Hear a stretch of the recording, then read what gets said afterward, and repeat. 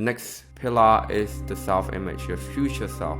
And this is probably one of the most important of all the three, is future, your future self, what you can be.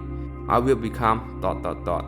So here, a thing you should know about your self-image is that having a clear, defined future self-image is everything. And your imagination is your weapon. You must feel the future, feel that it already have happened. I'm going to go through a few stories to actually back that up and give you an example so it makes sense. Have faith and let the manifestation do its jobs. Again, I'm going to throw out a few stories and a few points to back that up. So here's a story.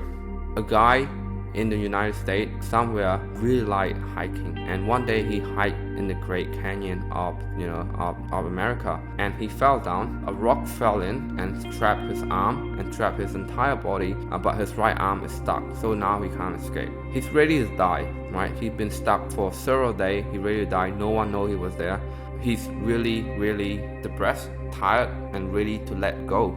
Right? What happened is, during the last minute, he had a vision with a young boy. And I saw this through the movie and through the interview. I'm going to give you a reference so you can look it up. When he was about to die, when he was ready to give up, he saw the vision of a young boy. He can see, hear, smell, and play with that young boy. Right? It was so clear and so vivid to him that it gave him the power to actually cut his own arm off. A blunt knife, a blunt small knife that he had. The only tool he had, he used that to actually break his arm and cut his arm off. This is a true story of Aaron Roston. The movie is 127 hours. It's an amazing story, mind-blowing event, mind-blowing guy. Right? Check out his interview, check out his movie. So here are a few things you should know about Aaron. That his imagination is actually help him get through that, and it's really not really an imagination, right?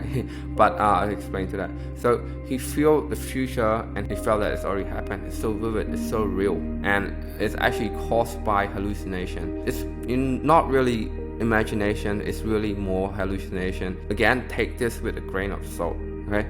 The thing that was going to kill him is actually help him escape and start a new life. Hallucination was going to cause that hallucination, dehydration and starvation is what going to kill him. That vision is so strong that he actually cut his arm out and go out there, start a new life, met a girl, and inspire other people, inspire a million other people, and have that boy. His son is the exact same vision that he saw on that rock. Okay, and that is actually coming from him. He said that. So, side note here, have a vision of yourself, right? If your name is John or Bob, have a vision of Bob 2.0. Okay, imagine him or her, feel the visualization, and act as if. Very important. Visualize it daily. Have faith and let the manifestation do its job. And also, during that session, also ask, what will he or she spend most of his time doing? Imagine him or her as a third person, okay? But it's you that is that third person. You are that 2.0 vision. Where would he or she live? Who will he or she spend most of, his or her time with? This is how again, going back to past experience and everything, this is how everyone, including you and me, were taught. To get to a result, you have to get the how-to, and you will get the result. To get to the end result, you have to do the mean to get to an end. Okay?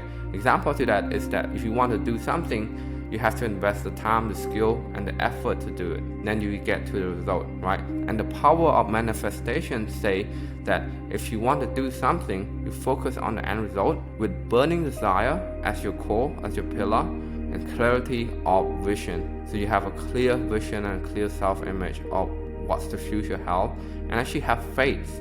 And I know this might sound gibberish and might sound nonsense to some of you that are watching this right now for the first time, but do your own research. There's so many successful men and women out there that apply the same principle. Napoleon Hill, Henry Ford, J.P. Morgan, all those men apply this exact same principle.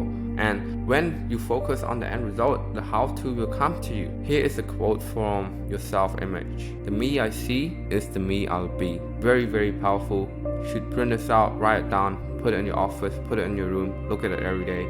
Short quote, extremely powerful. So here's a summary from this lesson, from this video.